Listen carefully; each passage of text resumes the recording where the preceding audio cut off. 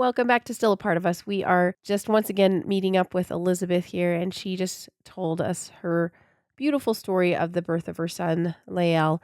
And I just was so inspired. I just feel like I got a lot of hope. I got a lot of different ideas of things that could be done when you're processing this kind of grief and going through this. So, Elizabeth, thank you again for coming on, for being willing to share this really tender part of your life and for sharing your heart. It's always hard on these ones, but thank you again for coming on. Absolutely. Thank you. To get started, can you tell everybody at the time of this recording, when was Lael born, and what happened to him, and what did he pass away from? He was born almost a year ago on August the 16th, and he passed away from a placental abruption that was caused from a subchorionic hemorrhage. Yeah, and I would love for you guys to listen to the birth episode that she just told about, and there were just some unique parts of it that I was so surprised about. And one of those ones I just actually wanted to jump in at first is that you essentially preserved his body because he was so little. He was 18 weeks, is between 18 and 19 weeks old, and so he was really little and really fragile, I would say.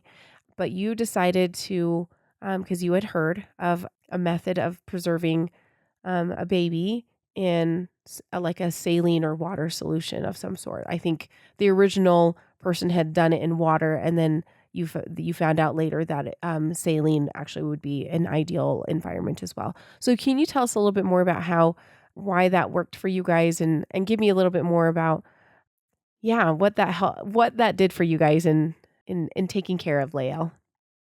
Yeah. So saline is actually what they consider the closest to amniotic fluid that they can have. So, especially if it's IV saline, or if you're at home and you just have it at home, then you can get contact solution. But now, if you have the baby in the hospital, like they did with me, they sent me a whole. They used a bag of the saline IV, Yeah. fluid there, but they sent me home with bottles of it. So Oh, they're really good about providing what you need in those situations. And honestly, there's no limit to the size of the baby. It can still be into the early stillbirth weeks as well, just depending on what size of container you have to work with. yeah. I actually, following up in kind of memory of Lael, I went to Dollar General and I got a clear plastic container. I think it's made for like refrigerator Oh, mhm. organization Yeah, purposes, yeah, uh-huh. it's like a little drawer thing, but it's clear, and it's square, and that was the biggest thing. They had in their angel room when they were taking pictures of Leo, they had a fishbowl. That was very awkward to try and stick your hand down in this fishbowl. It just didn't work really well. And so I was Yeah. like, yeah, I'm gonna buy you something different. So I actually took them pictures that I had taken of Leo, and I was like, look, this is the type of stuff that you have the opportunity to give to the parents. Another family, yeah. And so I gave them the container. So really a baby that was even like, 14, 15 inches long could very easily fit into that. And, you could do those type of pictures. Yeah, But that's but cool. it works really well for the earlier weeks, like what he was. And then even earlier, as long as you have a baby to hold, you can use the saline. And there's actually, and I don't have that particular website with me right now, but there's a place online that is specifically, they have vials that are sized according to the weeks of Oh, the loss that you uh-huh. can get. And you can actually put the baby in that with saline, and some actually choose to bury theirs in that In the way, in saline, their thing. okay. It's different for everybody. We Yes. didn't. We just chose to keep him in it while we were having our time with him. Then we took him out for burial. Yeah, But everybody's different on how they want to preserve them and do, and it's a beautiful way to do it. yeah. But Christine Nelson is a photographer, and she's the one that I got that information from. And her photographer friend took her pictures, and that photographer is she's got a website called House of Hopes, Mm, and okay. you can see the pictures. She done a post on baby Noah, and they were pretty amazing to get to see that she did with her. But she was there's a midwife. I think she's a midwife. She's a doula who has taken up that story of baby Noah and actually included it in a book that she had, and she talks about the the saline that you can use for that in her book. She's got a book on Amazon called Stillbirth Prevention Advocate, Mm. and it's not just about preventing stillbirth because we all know it's not always possible, but it's coming from a lady who works as a trauma informed full spectrum doula. And she's actually lost babies herself. She's lost two. So she is Oh, coming from a place of having experienced it yes. and And gathering information from other people. Her name is Uvelka Magdalena, wow. and so I think her book would be a really good help for anybody that not only that's gone through it, but that would like to be able to be a blessing and a help to other people that may be Yeah, going through it. I do plan on buying one of the books myself. So that's awesome. anyway, so it's a good resource. Yeah, I think that was the idea is just like I was like, "Oh, that's something you can do that makes complete sense." Because yeah, saline is the ideal solution. I mean, I'm a pharmacist, and so we use IV solutions all the time, and it's what we use. We deliver medicines in, and so it is. So yeah, I was fascinated by that, and grateful that that was a really nice method to preserve his body, so that your kids could see him and your mother-in-law could see him, and have him stay in good essentially good shape until you buried him, and I thought that was He was cool. actually in better shape when we buried him than he was when I had him Yeah, because that saline cleans cleans all yeah, that. You have to change it regularly. I would take a syringe and suck out some of the excess uh-huh, fluid and then just put put fresh in in. more. Oh, okay. That depends on how long you plan on keeping them, on how Yeah, much you would want to do that. But the water gets like a pink, at least for ours, it got like a pinkish tint at first, where it was purging him all of essentially. the But, those final images that we have is, like, literally looking at what he would have looked like inside me. Those yeah, womb pictures that you see these fancy yeah, photographers doing is what I got because of that saline. So, if you have a clear container and saline, you can get the same effect. I would recommend more of a rectangular type container right. rather than round or fishbowled, Yes. because of the curvature that the problem that it creates there. But definitely something that is nice to know about. And anybody that I encounter that is going through a loss or may go through a loss, if it's looking like things are threatened, I definitely make sure to Uh, bring that up. yeah. What a good just a great idea, and that's why I was like, "Oh, we definitely need to talk about this as an option." So, I know that, it's been a year almost a year since you lost Lael. I am wondering how that year has looked for you. And I know that you have had many losses before, a number of miscarriages, ectopic pregnancies, and sometimes a little bit. I mean, kind of a little later, first trimester loss. And I'm wondering, how has your grief processing been with Lael, even after all these losses? Has it been different than those previous miscarriages and ectopic pregnancies? Yeah, it was different for him. I don't think any less of the other babies that I've Mhm. lost, but they were literally in most of them were only in my life for, a couple of days. It felt like, I would find out I Yeah. was pregnant and just start to get excited and then lose it. So, but him, I got to build hopes and dreams on. I'd already Yeah. got out all of the baby boy clothes and started going through and separating sizes and um, already attached to a name. And I'd felt like maybe a thump and a bump from him movement wise, but because of my placenta, Yeah. I, I didn't get to feel a lot. And that haunts me a little bit, but anyway, it is what it is, but I felt a greater loss with him all the way around than I did any of the rest of mine. And even though he was only 2 pounds or 2.4 ounces, he impacted my life like 2.4 pounds worth of, you know, Yeah. emotion that just come crushing down on me.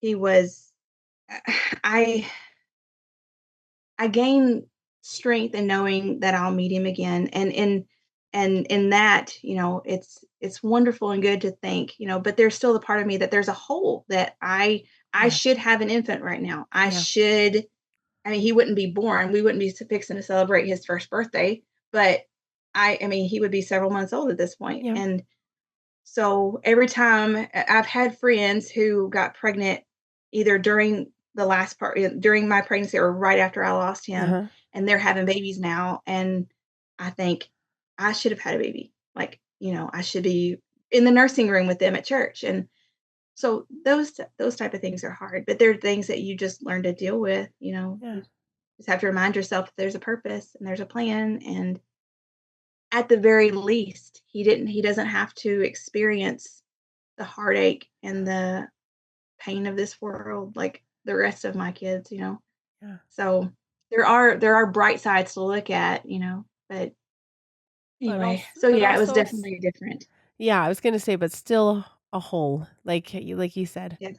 It feels like somebody's missing physically here. That's one thing Mhm. I always felt was so weird because I was like, we're missing somebody. We're not, but we are, like so I understand where you're coming from. It's just there's a hole and you feel like you Yeah, I should find be nursing. myself people will ask, "How many kids do you have?" And or Oh, they'll be like, "Oh, you have 6 kids."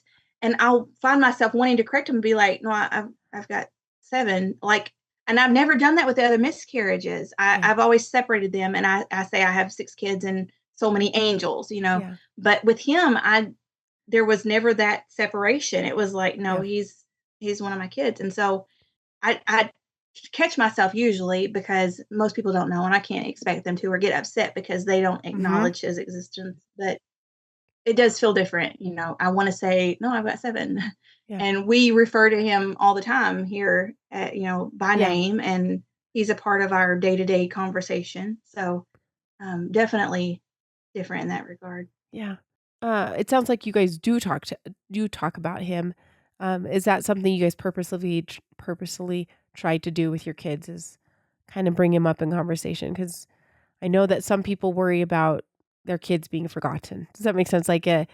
Or like just okay, that was a thing, and we're done now with it. So, have you guys tried hard to talk about him? Don't really have to try hard. They Mm, naturally bring him up. It's not that we do it, like, every single day, but definitely in a regular way, and it was really funny not funny, but precious, I guess, would be a better right after I lost him, I had a ectopic, and so yeah. I was going through the recovery from that ectopic just following that loss, and then during that time, I had to move my family in with my grandparents, Oh, because they had been staying in Missouri with my uncle, but they have a house here, and this is where they live, and so they were trying to finalize some things to get the house on the market and stuff, and they couldn't live alone. They couldn't be there alone, but nobody else. Most of my family have dispersed out across the yeah. United Okay. States, and I'm one of the few that's still in here in the home area of things. And so it made more sense for me to just move in with them for a month, and that way I could still homeschool my kids and keep them on a somewhat normal day-to-day routine Yeah. and take care of my grandmother and grandfather. And so we did that in November. And so I'm recovering, still bleeding from the ectopic and Oh, going through all that, fresh from the loss of Lael. And we got that whole entire month of November. They left with my mother for the month of December, on Thanksgiving. Like, all the family came in for yeah. that. And that was actually the last time that I would see my grandmother. She passed away in December, and she was Oh, not the one we were expecting to pass away. It oh, was my grandfather. yeah. My grandfather had been given 6 months to a year based on his Parkinson's symptoms. So when I said goodbye to them at November, I was expecting that it was my last hug from him, my last goodbye to him. Yeah. And so my grandmother ended up just getting sick in January, and she passed away right before their anniversary, actually. Oh, And my kids automatically, like, they hear that Ducey, that's what we called her, Ducey has passed away, and automatically they're thinking, "Oh, she's holding Lael." oh, And I thought, yeah, like, she's the first of our family members got um, yeah.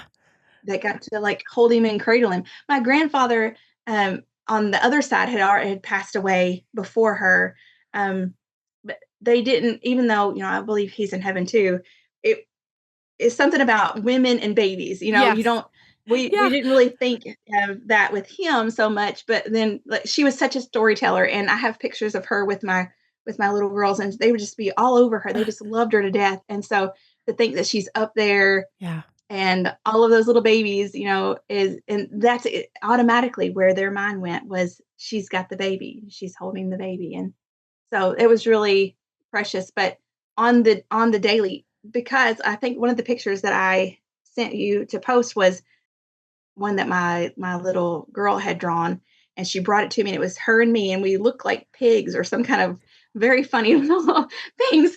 But she's got all these little things in the sky, and she told me, she said, "Mama, that's me and you, and that's all of our babies that's in heaven waiting Oh. for us."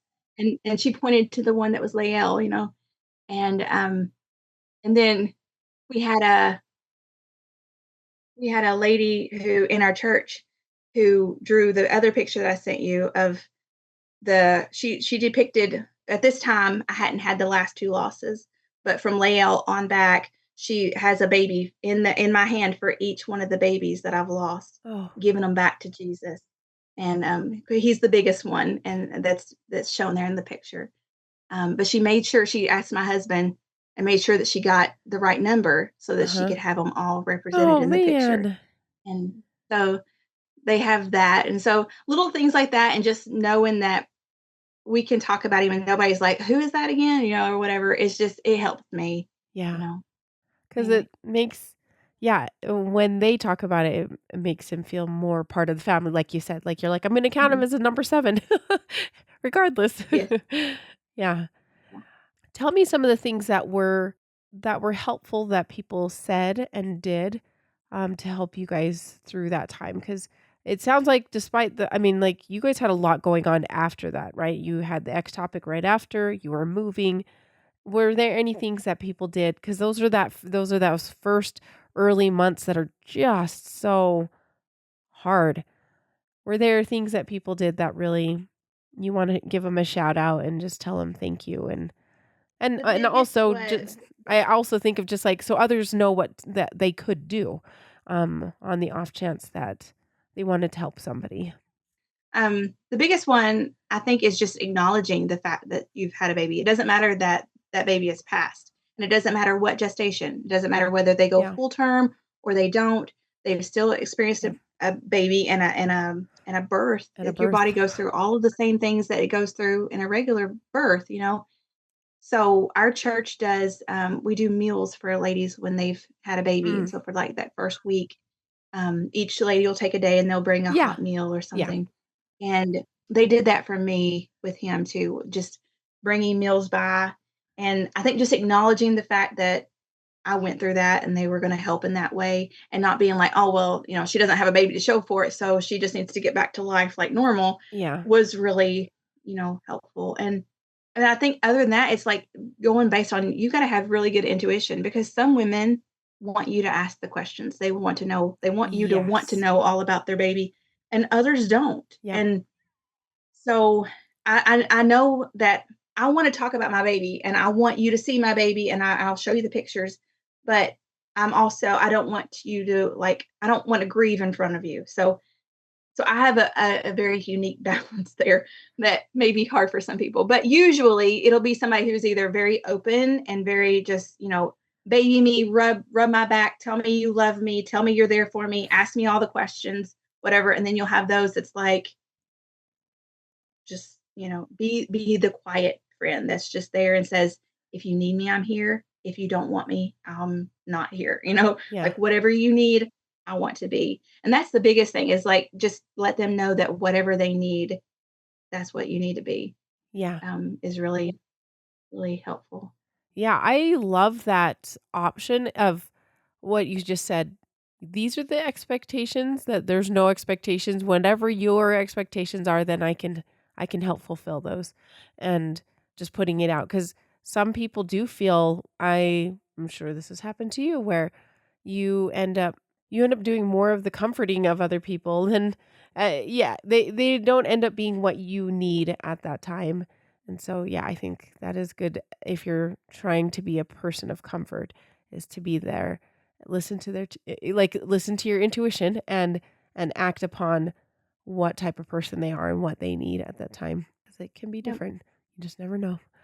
Yeah, with the one that I lost, my the last of the first trimester loss at 10 to 12 weeks, Mhm. that was at Christmas time, Oh, and it was so hard for me because at that, 10, 11 week, I knew that the baby had passed, but my body still hadn't done, but we were just doing expected management and just yeah. letting my body do its thing. So, I'm going to family get-togethers, and everybody's just, So happy. going on about things as if Yep. nothing is wrong, and they're Yep. not even, like, noticing the fact that I'm kinda closed down, sitting in the chair, not really looking or whatever, and it's like, just gotta when you know somebody's going through something, just be aware of it, Yeah, even even that. though life does go on. I mean, it does, it's just that's the nature of it. Life moves on regardless of what losses that you have. But that doesn't mean that you can't acknowledge the loss that's happening when it's Yeah. happening. Yeah. But at the end of the day, the Lord being my strength and the Lord being there with me and helping me get, is enough that even when the Bible talks about when my father and my mother forsake me, then the Lord will take me up. Doesn't matter who in your life is not listening or not paying attention. If you have the Lord in your life, then you'll always have the comfort that you need. And so at the end of the day, that's my greatest uh, advice is to find the Lord in your life because he'll get you through when nobody else can. And Yeah. even when they try, they don't always do it justice, especially if they've never been there. So many Yes. people want to try and be a help, but if they've not experienced it themselves, they're clueless. Like my mother never she had 7 children and she never had a loss.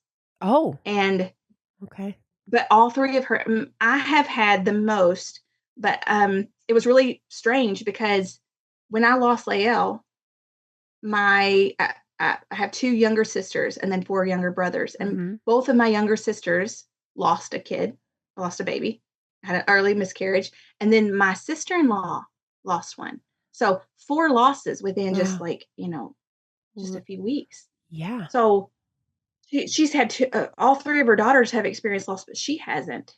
And I know because I've seen it on her, like this she wants to be able to comfort, but there's a limitation there because she never experienced it. And I don't hold that against her. I mean, No, no. you can't know unless you've been there. That's Yeah. just how it is, And you don't wanna wish that on Um, anybody. no, no, It's no, right. yeah. So, I like how you and that's one of the things that I wanna make a note of in your birth episode, even in our interview there, and also just what you said is that you really you rely a lot on God, and I think there's some beautiful hope there and faith that can help you through. Have you seen that be something that your is that it sounds like it's a pretty typical thing for your family to be Yes. religious, be relying I on God. Yes, I grew up in church. My grandfather was a pastor and was my pastor for many years until he retired, Uh-huh. and, then our current pastor took over, and that was about 10 years ago, going on 10 years ago now, but my dad is a pastor out in Oklahoma City, and so I grew up in but it's that's the thing. I grew up in church and in all that and knowing about God, but it's not about being in church. Yeah. There's a lot of Yep. people that go to church Yep. that still don't have any hope. They still crumble and break down and lose all sense of any kind of comfort or peace when they go through something. So it just really goes to show that it's not about the fact that you go to church or the fact that you're religious or whatever. It's that you have a personal relationship with the Lord. Yeah. And um, so growing up, I had all that. I went through the motions, but as a teenager is when I put my faith and trust in Him, and that started a whole more personal level experience with God. And then He's used these different losses and all this to grow my faith, and I got to a point where at first going through those early losses, all of them, I would try to fix things myself, and I would, Huh. okay, I'm having infertility issues. I need to go try to take this and do this, and time this and all that kind of stuff. And I finally had to come to terms with, I'm not the one in control. It's not me, it's God. And then when I finally I've been praying and praying, and the Lord done some things in our marriage, and then I got pregnant, and I was so incredibly happy and excited, and everything was going good. And then that was my ectopic Yeah. that I ended up losing my tube. And so I'm like, okay, but whereas before I would have reacted with a, I need to fix, I need to do, I need to, I was just like, okay, it is what it is. The Lord knows best. And that was a turning point in where my faith was. I was no longer trusting in what I could do, but what He was going to do and what He knew was best for me. And then, literally 2.5 weeks after I had my surgery to remove my tube, um, my next child was on the way. That was not planned, but it is what it is. Yeah. He come right on the cusp of that whole episode, and he was a beautiful miracle. And as I said in the other episode, he was the one that come out a double footling breech. But I feel like that ectopic was the Lord saying, "Do you really trust me? Yeah. I'm really going to test it this time," and He did. Yeah. But because of that, that was like the turning point as far as really trusting that He knows best. Not that I've always been perfect, or that the rest of them have just been like, "Ah, piece of cake." But I know where my trust is, Yeah. and I've experienced enough with the Lord to know that He knows best. Even when I don't understand, and even when I'm reeling in pain, I know that He knows what it's like to lose a son, Yeah. you know, Yeah. and I know that He knows what it's like to. I mean, it says that He was tempted in all points. He experienced everything that we experience, so He knows the pain that we feel, and Yeah. He's a very present help in trouble, Yeah. and I'm thankful for that. That's beautiful. And I am grateful that you have been willing to share your hope and your belief with us and with our audience. Elizabeth, thank you so much for sharing about Lael and about your family and how, yeah, I just feel hopeful for you guys and hopeful because, yeah, Lael's close by, I'm sure, and waiting upon you. And so thank you again for sharing that with us today. I'm thankful that you let me be on here.